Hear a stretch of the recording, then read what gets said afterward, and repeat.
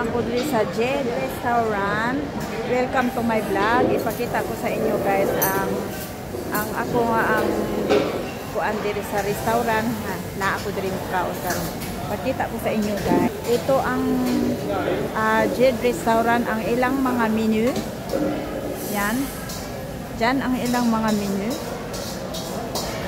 Ang ilang mga menu Jed. Ito Jed.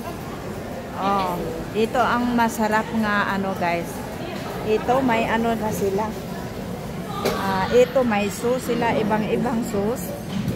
Ito may sapsoy, may shrimp sila. Ito may schnitzel, curry rice, rolling slowly, rice. Ito noodles. Yan.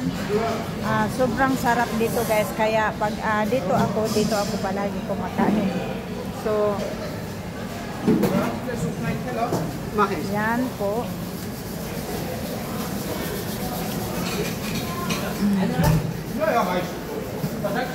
So guys, ano ko muna dito ang ito ang mga ano namin. Oy, masarap dito guys. Ayan.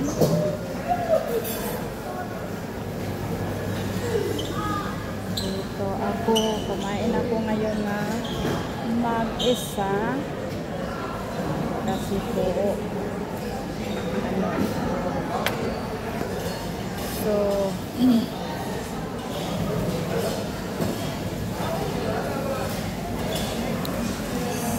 ipakita ko sa inyo guys dito. Mag-isa lang po ako. Sorry po guys sa ilang araw na hindi ako nakapag-upload dahil sa pangyayari, pero kailangan ko ito nga hinay-hinay lang po nga mag-move on. Kasi sobrang ano guys, lungkot kasi ano lang hindi ko akalain na saglit lang mangyari sa akin. So, ito po ang kain ko ngayon na araw. Shrimp siya nga may ano, nakalimutan ko pala, pero masarap siya guys. Pasayan siya na iginusin na peanuts, peanut ang ano niya, peanuts. Peanut sauce ang ano niya. Pero sobrang masarap guys. Noon ang kinakain ko iba, pero ngayon iba na naman siya. Subukan, masarap siya.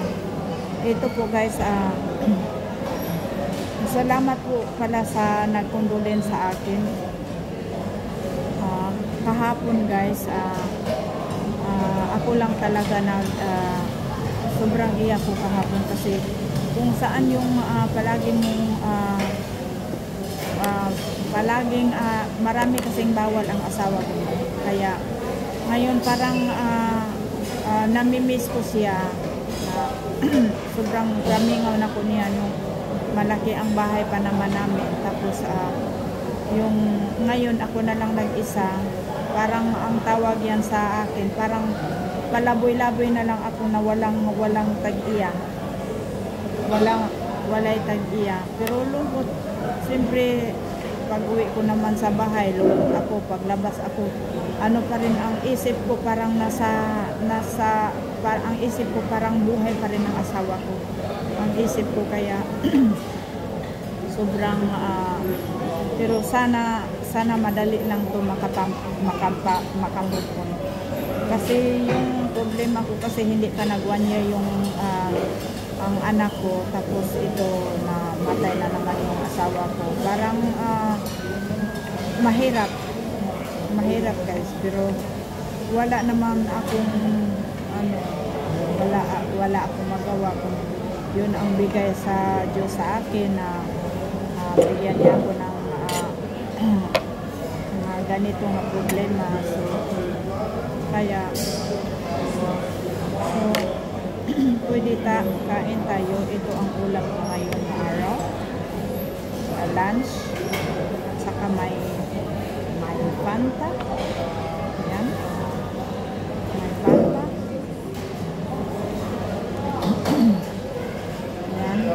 So, kain tayo guys. Ayan, kain tayo guys ito.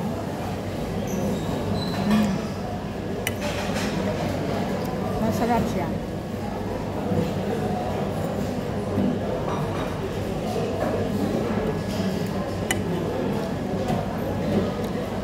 Thank you for watching guys. Bye-bye.